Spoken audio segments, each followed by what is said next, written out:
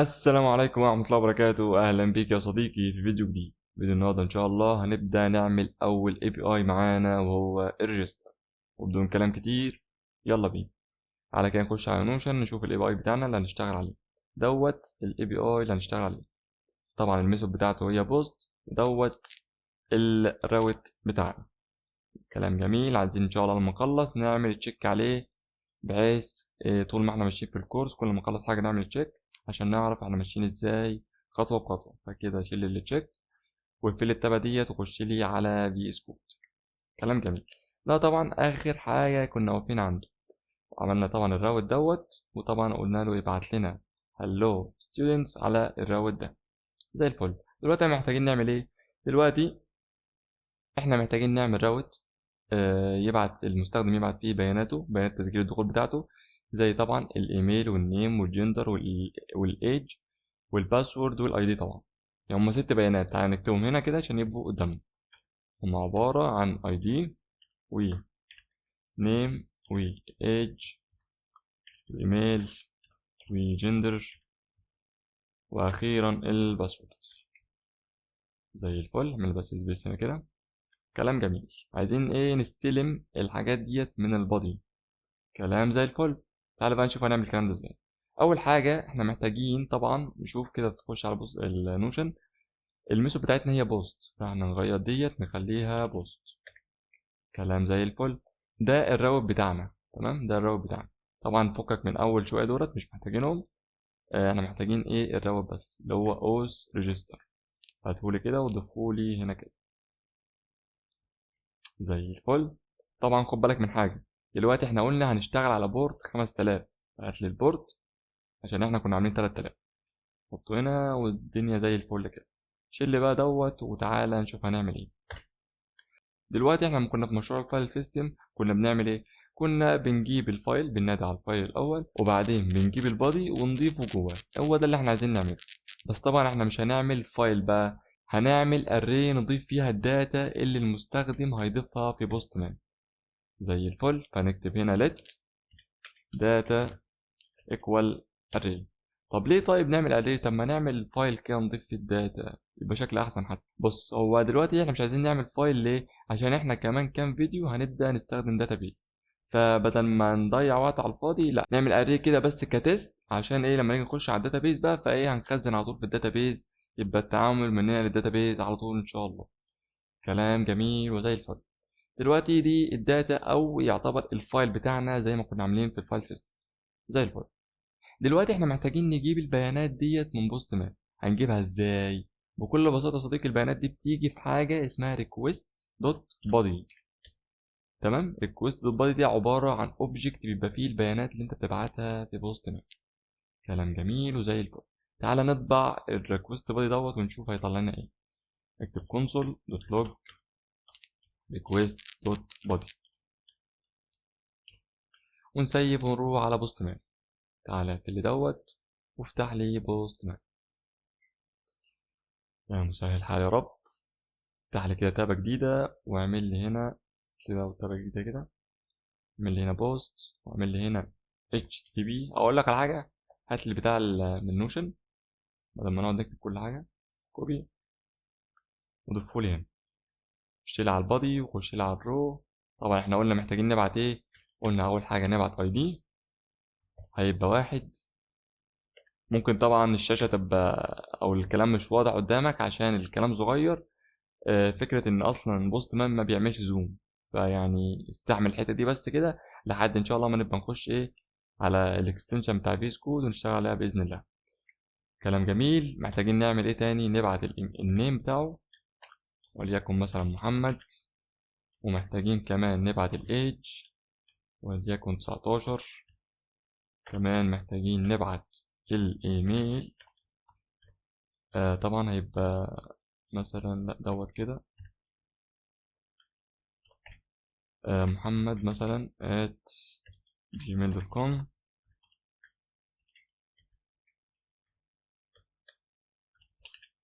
محتاجين كمان الباسورد من 1 ل6 كويس. ومحتاجين أخيرا الجندر، خليه ميل. زي الفل. بص بقى، طبعا دلوقتي هيطلع لنا ان البادي undefined. اعمل سند وتعالى نشوف. طبعا هيفضل يلود عشان احنا ما رجعناش اي داتا، لازم نرجع ريسبونس ونرجع فيه داتا معينه عشان يوقف لود. زي الفل. دلوقتي زي ما انت شايف طبعا undefined. طب ليه undefined؟ انت مش قلت لي ان الداتا هتجيلك في البادي؟ هي فعلا هتجيلك في البادي، بس اكسبريس كده اصلا هي ما قريتش اصلا الجيسون دوت. ليه ما قريتوش؟ لازما عشان تقرا الكلام دوت لازما بتستخدم حاجه اسمها ميدل وير.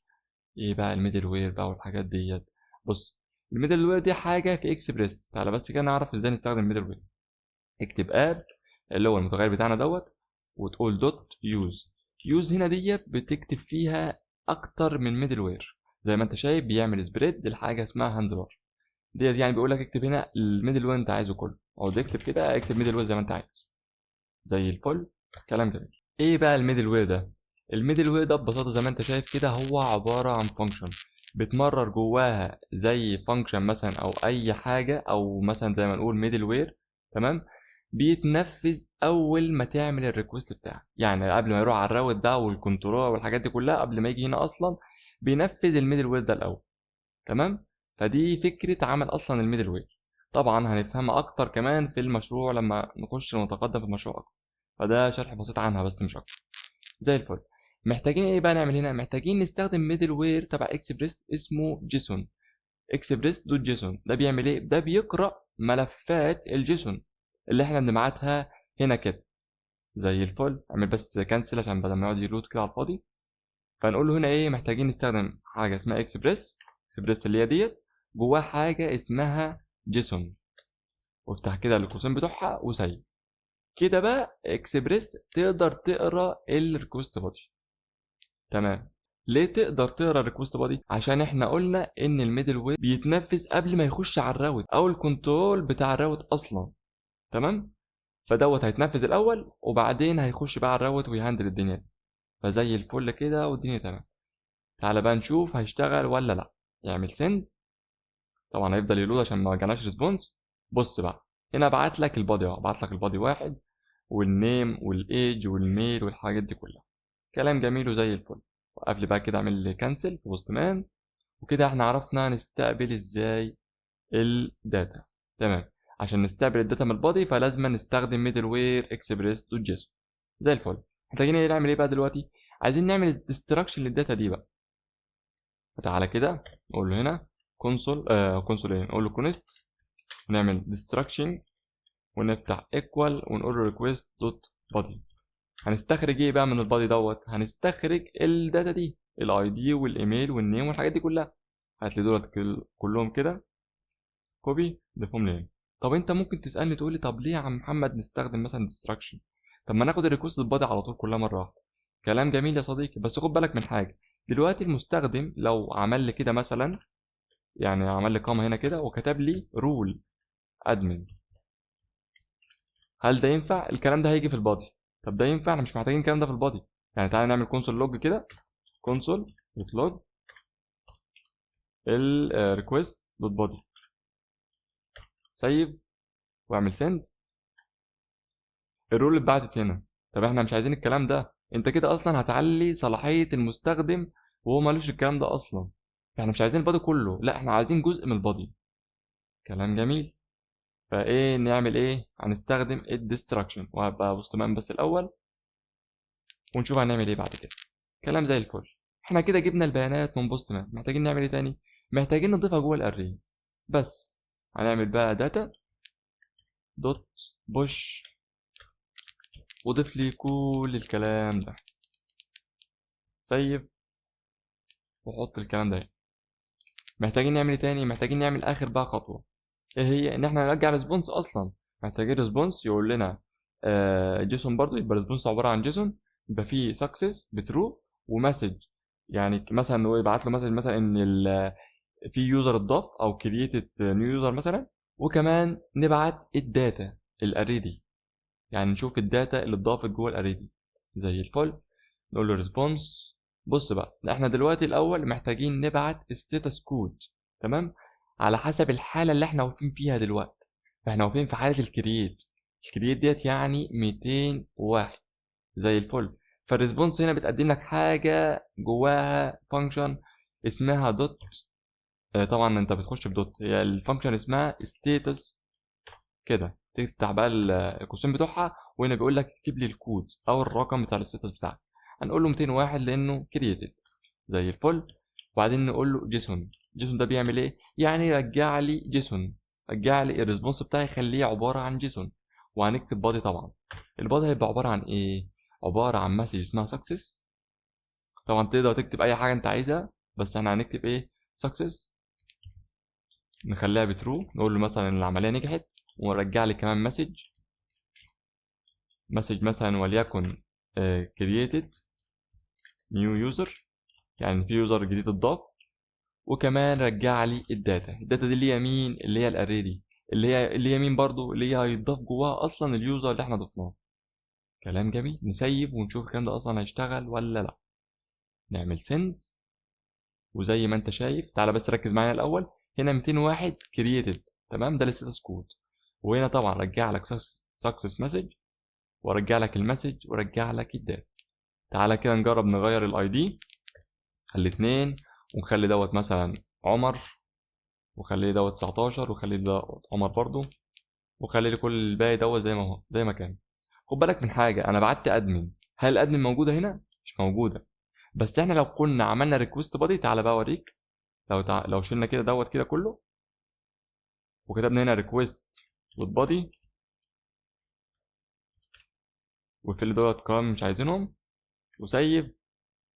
تمام. ركز بقى معايا في اللي هيحصل هنا. على فكره دلوقتي هيبقى فيه اوبجكت واحد بس، لما نيجي نعمل سند هيبقى فيه اوبجكت واحد، لان الداتا دي اصلا عباره عن اري، والاري ديت بتتخزن في الميموري عندنا. تمام. فدوت هيبقى اوبجكت واحد بس. نعمل سند ونشوف. اوبجكت واحد زي ما انت شايف. وزي ما انت شايف برضو الرول اتضافت. تمام. ده ما ينفعش، فعشان كده بنعمل ديستراكشن، بناخد البيانات اللي احنا محتاجينها بس.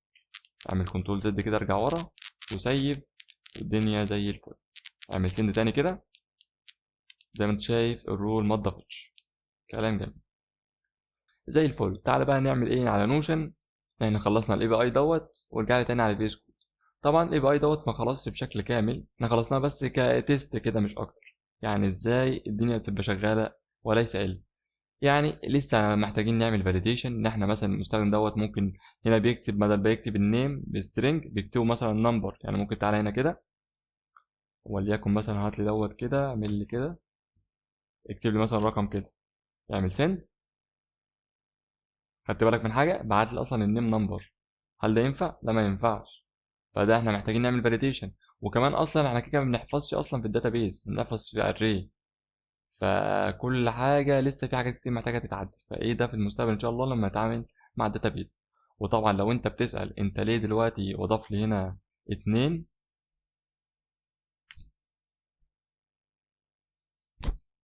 وطبعا لو انت بتسال هو ليه هنا ضاف 2 اري، مع انك انت لسه قايل اصلا ان الكلام ده بيتخزن في الميموري. تمام. انا فعلا قلت لك الكلام ده بيتخزن في الميموري. كل ما بتسيف، كل ما بتعمل سيف للسيرفر، تمام، هو بيخزن من اول وجديد. يعني انا لو عملت سيف دلوقتي، لو عملت مثلا كده، كتبت وسيفت، وشيل وسيف تاني عشان السيرفر يشتغل. السيرفر يشتغل اهو. لو عملنا كده، شوف ما اتنين اهمت، اعمل سند. تمام، بقى واحد زي الفل. بس انا لو عملت سند تاني هيبعت يبقى اتنين. ليه؟ عشان انا لسه ما سيفتش السيرفر لسه شغال، ما عملتلوش ريلود او اي حاجه. يعني مثلا لو عملت تاني كده، بقى اتنين، اعمل كمان واحد، تلاتة، كمان واحد، أربعة، هيفضل يشتغل معاك كده. بس أول ما سيف تاني السيرفر، تعالى نعمل تاني كده سيف، سيف تاني، السيرفر اشتغل، اعمل سند بقى كده، طلع لك واحد بس دوت. عشان لو أنت كنت بتسأل يعني، أو الحتة دي لو كانت لخبطتك ولا حاجة. زي الفل كده يا صديقي، نبقى وصلنا لنهاية الفيديو. إن شاء الله أشوفك في فيديو جديد، وسلام.